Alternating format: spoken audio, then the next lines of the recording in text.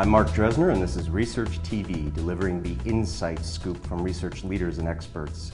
Joining me today is Jeff Boorjian. He is the Vice President of Marketing for Caesars Entertainment. Jeff, thank you for coming. You're welcome. I'd like to know, Caesars is in the service business, obviously. Could you tell us a little bit, perhaps, about your research organization and how that fits? Sure. So Caesars Entertainment is a very data-centric organization. Everything, every decision that we make is usually grounded and rooted in data and analytical rigor. And from a research perspective, we have two primary areas. First is our Customer Insights Group, where the Customer Insights Group is based here in Las Vegas. They work with all of our marketers throughout the country to understand trends, focus groups to conduct research in terms of new concepts or ideas, and to really understand what's going on in the customer sentiment in terms of all of our gaming habits and trends. The second aspect that we have is through our Total Service Department. And Total Service Department also resides in Las Vegas, but it is something that is woven into the fabric of the culture of Caesars Entertainment. And that is a disciplined way to collect data on our customers in regards to their experiences that they have at all of our properties. How do you measure their experiences? Is it exclusively survey-based, or do you have other listening channels, perhaps, that you're deploying? Sure. One is the most disciplined, and that is through formal surveys.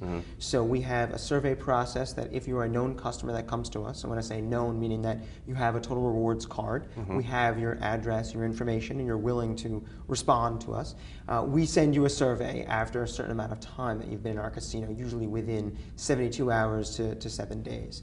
And we ask you certain questions based on your experiences, and we send out about 40,000 surveys a week enterprise-wide.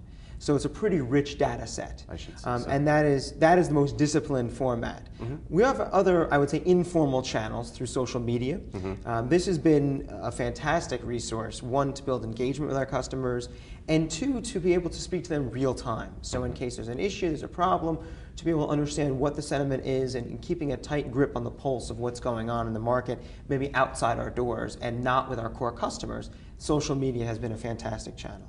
And the third is in-store experience, and that's what I would say is using our personalized casino hosts, and that's someone who caters to our best guests. And again, they're listening, they're learning, and they're always collecting feedback and information on our best guests so that we can provide an even better experience moving forward. Now, as a marketer, so somebody who's actually, the end user, if you will, of the data, what do you find to be the greatest challenge or impediment to getting the information that you need to move the business forward? And how do you balance the qualitative and quantitative data that you collect?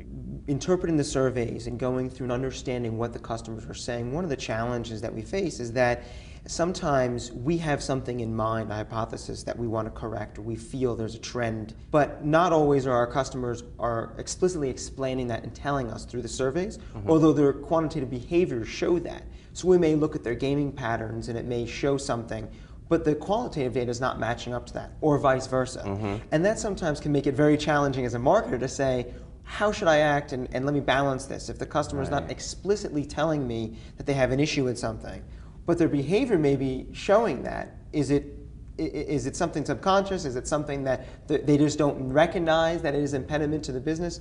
So that's something that certainly is a challenge. With all of these myriad interactions and touch points that you have with your consumers, how do you know which are most important? When you look at the hospitality business, not just gaming, but any hospitality business, there are so many different touch points. When the customer pulls in and hands the keys to the valet, when they enter our doors and they say hello to the security guard greeting them. So it is incumbent upon us to understand, A, what are the ones that are used most frequently by our guests, and B, what are the ones that are most important to provide a great overall experience. And that's important because we have so many of these touch points, but we only have so many resources to be able to impact those touch points, right? The valet may not be a fantastic experience for some reason or another, right? And we also are getting subpar ratings on the cleanliness of the facility, let's say. But we realize that the utilization rate of valet might only be, let's say, 30%, when meanwhile, it's 100% for the cleanliness of the facility, right? Because everybody sees it, feels it, is interacting with your casino floors. Not to say that we would not address the valet situation, but again, we need to prioritize. And that's exactly what we try to do, is we map out every step in the customer journey. We ask these questions, so the survey that we deploy is an adaptive survey asking customers. And again, we respond accordingly to understand where our customers are interacting and where we feel the highest correlation is between the scores they're giving us in each department versus the overall total service score that they're giving us as an overall rating. Great, great. Well, Jeff, you've given us a great window into not just the gaming world, but the hospitality world from a marketing perspective. It's got to be a lot of fun and very challenging as well. Yeah. It is a lot of fun, but very challenging. Yeah, well, thank you for joining us today on Research TV, and that concludes this episode. Thanks for tuning in.